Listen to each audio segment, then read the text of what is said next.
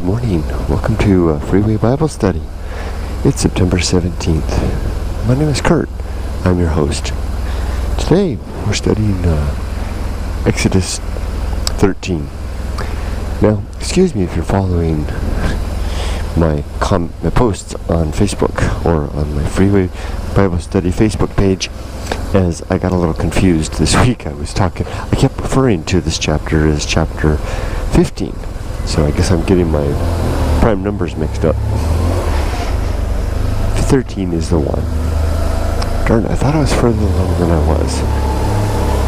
But I guess not. Anyway, I'm a non-believer. I like to study the Bible and other holy texts. I haven't studied very many. I've studied a few Eastern texts.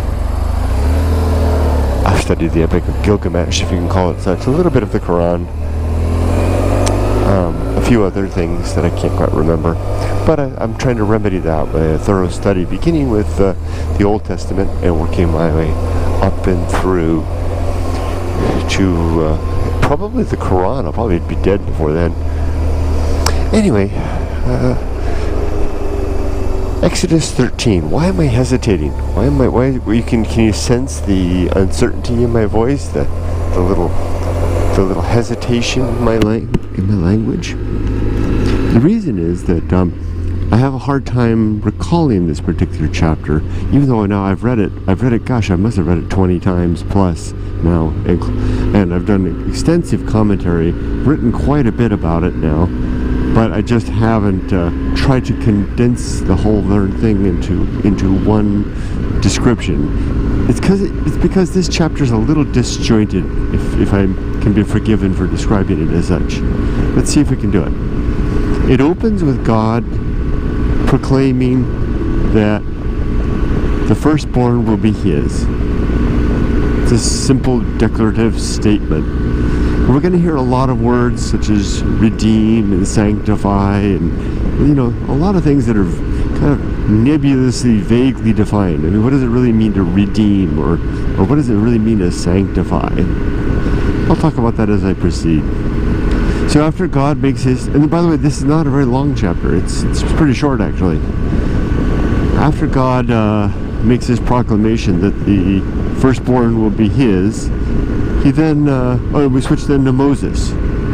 And Moses now is describing to the people what they must do to remember the Passover, not the Passover event itself.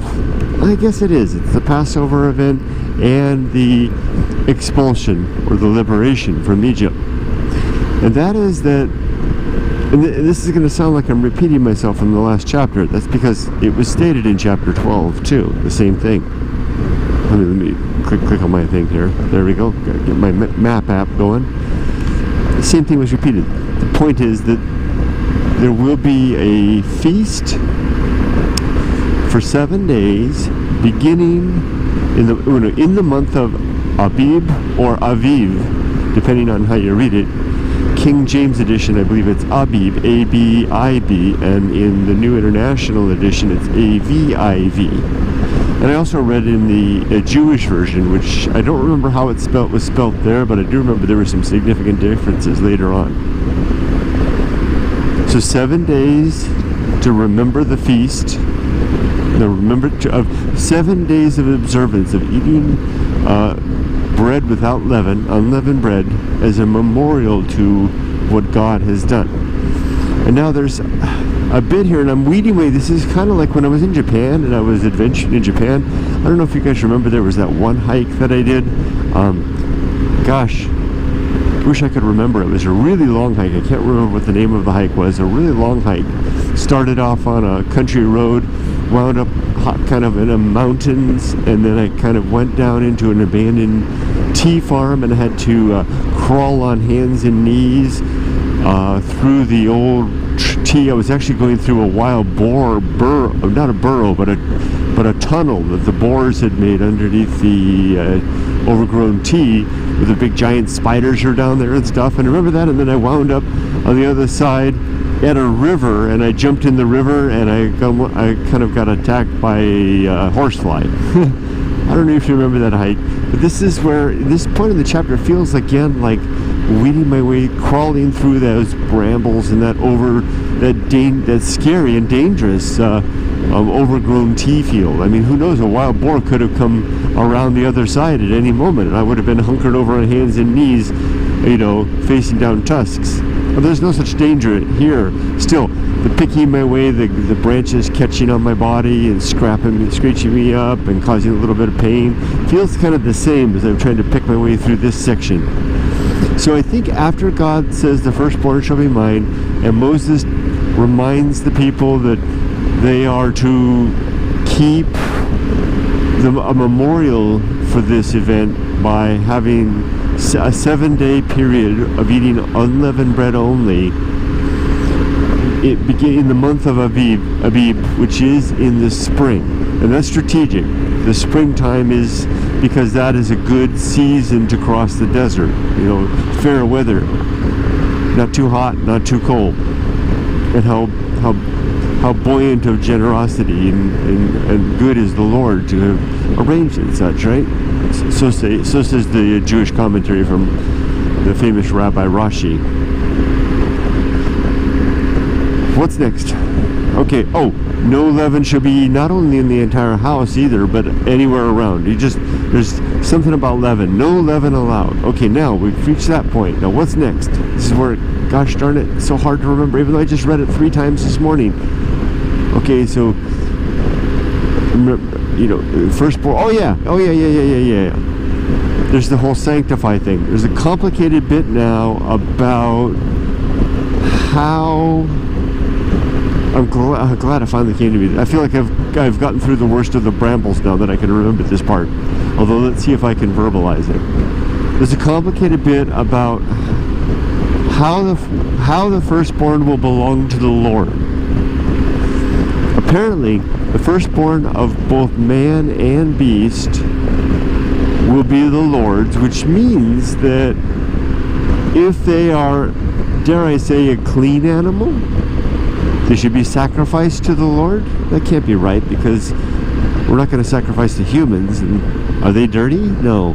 But I mean, animals like sheep and goat, the lambs will be sacrificed. The firstborn males will be sacrificed. And sacrifice means that you're going to give it to the priest. The priest is going to kill it, sacrifice it, burn bits of it for the sweet savor, the odor to the Lord, because the Lord likes that barbecue smell. Who doesn't? And then the priest can eat the rest. But if the animal is it unclean? Again, I'm asking that same question. Or what is the criteria? For example, a donkey. You're not going to sacrifice a firstborn male donkey to the Lord. And the Jewish commentary says that the reason is not because the donkey isn't clean, but because the donkey kind of participated in the Exodus, right? Apparently, every household that left Egypt had a donkey. And the donkey bore the burden of their passage, right? As donkeys are wont to do, or as donkeys do, or we make them do. So they kind of participated. So we're not going to sacrifice them. They're kind of like, brothers in flight. So instead, we'll give if a male donkey is born, and it's the firstborn, the owner of that donkey is to take a sheep or a lamb, or a lamb of the sheep or the goats. And it's funny because in the Bible they seem to call them both lambs. Maybe, I don't know, my husbandry, maybe that's what they are. But she'll give that to the priest, and the priest will do as I said before in terms of sacrificing, burning, and eating. But if the owner fails to do that, this is interesting. The section in both the King James and the New International Edition says, its neck shall be broken. And I was confused. I was like, neck shall be broken. I couldn't understand. Whose neck shall be broken? What? Who's doing the breaking? What's going on here? Then I read the Jewish version, and the Jewish version said its head will be cut off. The head cutting off the head and breaking the neck, those are two different things. The end is the same, of course, but in terms of gruesomeness factor, well, they're both pretty damn gruesome.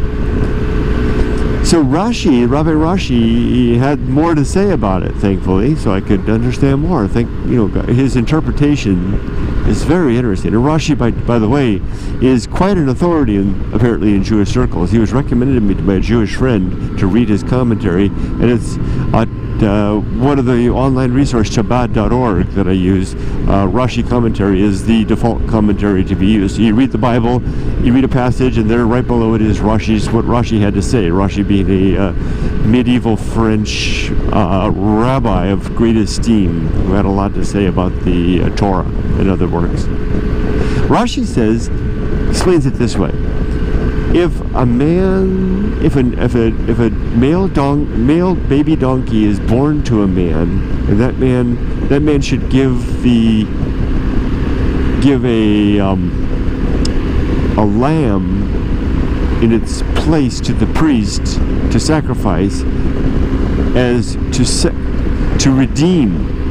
There's the word redeem. I remember I said I would try to explain more about how that word is used. To redeem the life of the newborn donkey, male donkey, because all newborn males, man or beast, belong to the Lord and should be sacrificed to the Lord.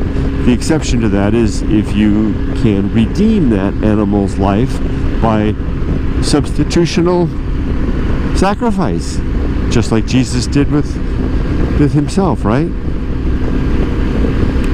So I have a lot to say about that, but I'll save that for when we get to the New Testament. So, but if this is where it says, if the man fails to do that, here's where it gets kind of gruesome. Rashi paints this picture. He says, if the owner of the male donkey fails to redeem that male donkey with an offering of a lamb, then the priest is to take a big old cleaver and kind of sneak up from behind the donkey, and he explicitly says from behind, I guess to take it by surprise, to lift the cleaver high and chop off its head. Can you just imagine I can't imagine he can chop it off in one blow, but I'm sure he could do some damage. I'm getting all queasy just thinking about it, just in picturing the priest sneaking up behind the baby donkey, a little tiny little Shrek there, and chopping the head right off. And that'll teach that farmer, rancher, whatever, to not sanctify his newborns with it. So, so then the point is that God got his. The sub-point is that the man who had the baby donkey learned a lesson. You're not going to, and I'm reading more into it than Rashi or anybody else, any believers would probably want to read it. But here's my own bit. They're learning the point that you better not cheat the priest out of a nice dinner by not giving up your lamb. Otherwise, you're going to be deprived of something too. And Rashi actually takes this down to monetary value. He actually describes the donkey as having monetary worth, and the lamb, the redemption lamb, having monetary worth. And he actually says it this way, which just spells it out very clear. He says, if the man is going to withhold the monetary value from the priest of the lamb, there's a basketball hoop right there by the freeway. Wow, if the man is going to do that, then the priest is going to take away his property. There's the old eye for an eye, tooth for a tooth, right? So there's enough about that. Okay, I think that just describes redemption. I don't know if I can talk about sanctifying though. I think I used up my explanatory powers. Let's continue. So that's the end of the first part. But just to recap real quick, God says, firstborn are mine. Moses says, remember the Sabbath, remember the Exodus and our pilgrimage in the desert, basically our Exodus. by 7 days of unleavened bread with a feast at the end, and then a few bits and pieces about how if you have how to handle things. Oh gosh, and I didn't cover enough. Sorry, I'm being so long-winded on this.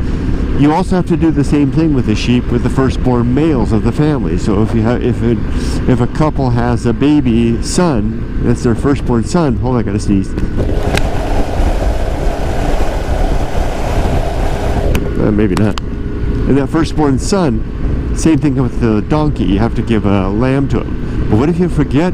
Does the priest then come along, sneak up behind the newborn son, and cut off its head with a cleaver? I don't think so. I wonder how that's handled. Yeah. Gosh, this stuff is complicated. So then, okay, so that's it. So you give up your firstborn. If it's kind of a thing you don't want to eat, then give a lamb instead. The priest won't want to eat, then give a lamb instead. Oi! These things. No wonder they don't follow those rules anymore. And I actually asked that on Facebook, if that's still followed. I was hoping one of my Jewish friends would comment on that. Nobody responded. At least not yet. So, okay, so then now we move forward. And this is the kind of the second half, and it's a shorter half, I think. Let's see if I can be less long-winded, though. In the second half of Exodus 13, it actually calls it, in my NIV Bible, it actually calls it the crossing of the sea, but they don't cross the sea. they go to the sea, but they don't cross it. So, of course, that's got to be its own chapter, I think. So at this point, so now they have ventured, okay, they left. The Bible makes it pretty clear. The Exodus event, what? My bike running okay? You running okay? I felt a little hesitancy there. The Exodus event began in the city of Ramesses, which we know was built by Ramesses II in the 14th century BCE, which by 14th century I mean like 1300s BCE, which is curious, right? Because that's the city that, okay, let's do a little math here. There's no way I'm going to be short-winded about this. Let's do a little math now, okay? Okay, Ramesses II, the city of Ramesses was built in the 14th century BCE and was abandoned by the 11th century, okay? Literally abandoned, so it was empty. Maybe a few nomads living there or something like that. But so we have basically a 300-year period when Ramesses, the city of Ramesses, was in operation, and this is according to Egyptian records. So these are non-canonical, documents. Now, the Bible says that the Exodus event began, and we don't learn about this in Exodus 13, we learn about this in Exodus 12. The Bible says that the Exodus event began in Ramesses. They left Ramesses. I guess that's where they were living. 600,000 male Hebrews departed with all their women children. So if you conservatively triple that number, one woman for every man and one child for every couple, you get to, what is that? Well, 1.8 million individuals. So can you imagine? Okay, excuse me. If the city, if the Jews built Ramesses. Oh, I forgot to mention that. That's what it says earlier in Exodus. The Jews built the city of Ramesses. Well, then that dates the time of their enslavement, their initial enslavement. Because they did it shortly after the Pharaoh who knew not Joseph. Shortly after he enslaved the Israelites, they built Ramesses. So that tells us that the Jews began their enslavement in 1300 BCE, and the Bible Exodus tells us that they were there for, 413, 420, something like that. I'm getting it wrong. 400 and some number of years. Let's just round it up to 400. Let's make it 450. So that takes us from 1300 to, what is that? 900 BCE. Okay, by 900 BCE, okay, so let me just recap that again. If they built Ramesses, the city of Ramesses in 1300, that's when the slavery began, and the Bible tells us that the Jews were enslaved in Egypt for 400-something years, 450 years or so, then that takes us to about 850 BCE as the time of the Exodus. So that means the Israelites were fleeing, if they were fleeing from Ramesses, the city of Ramesses, they were fleeing an abandoned city. That doesn't make any sense. So the math and the history don't match. We got a problem there. That's something I observed actually in Exodus 12, but I don't think I pointed out in my video. So now what about, okay, so, but the Bible, Exodus 13 and 12 tell us that they departed from Ramesses, and they went to Succoth, I think. I think that's where the second city or the third city. There were 3 cities that mentioned Ramesses. Succoth was one of them, and some other city, or something like that. Anyway, they went from one to the other, and then the other overnight, and then the next day they went to the next one.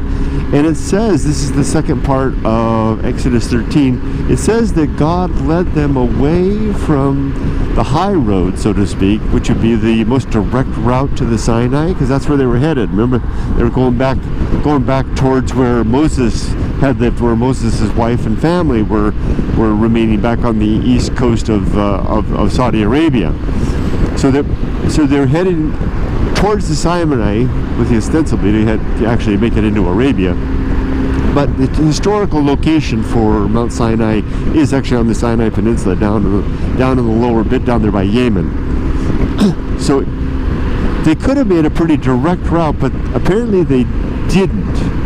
Apparently God didn't want them to go that way for a very interesting reason. The reason being that he was afraid that, well, they weren't afraid. He knew what they were going to do. If they went that route, which is the most trafficked route, they were going to run across some scary people, namely the Philistines. The Philistines were a warlike group, and they likely would cause trouble for the Israelites coming through. But the Israelites, they weren't going empty-handed. You know, I always thought before I did this Bible study, that the Israelites looked like Charlton Heston in the movie, right? You know, they're going around with just their goods and some carts and some donkeys and staffs and stuff like that. No weapons or anything like that.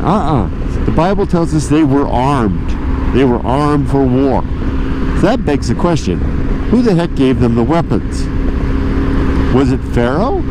Would Pharaoh arm 600,000 male slaves with swords and spears? Now keep in mind that the estimated size of the population of Egypt at this time, these are the Egyptians we're talking about, was about 2 to 4 million people. So that means you're going to be arming a hostile, I mean, I'm calling them hostile because they were slaves, a hostile population, all the males at least, that's half to equal size of your own population. I don't think Pharaoh's going to do that. Okay, maybe he was under some God influence or something like that, but it doesn't actually say that in the Bible. It only says that the Egyptians gave the Israelites gold and silver. It doesn't say any, and at one place it said household goods, so maybe there were some swords in there. Earlier it says that. So anyway, so they're going along. So God says, "Nah, I don't want you coming up here on the northern route because you're going to run into the Philistines." And his fear was that if the Israelites encountered war, they would be frightened and they would turn back to Egypt and go back to the safety of Pharaoh. So instead, he says he's going to send them south, and he uses a pillar of cloud and a pillar by day and a pillar of fire by night. Pardon me. To guide the Egyptians and the Israelites into the wilderness, with, as we'll learn soon, the Egyptians and Pharaoh's army the Pharaoh's army in close pursuit on chariots and the like. So now that's about where it ends. It's about, and there's one last bit there where there's a comment that Moses brings the bones of Joseph with him. I guess the reason being that in Jacob's time, was it Jacob?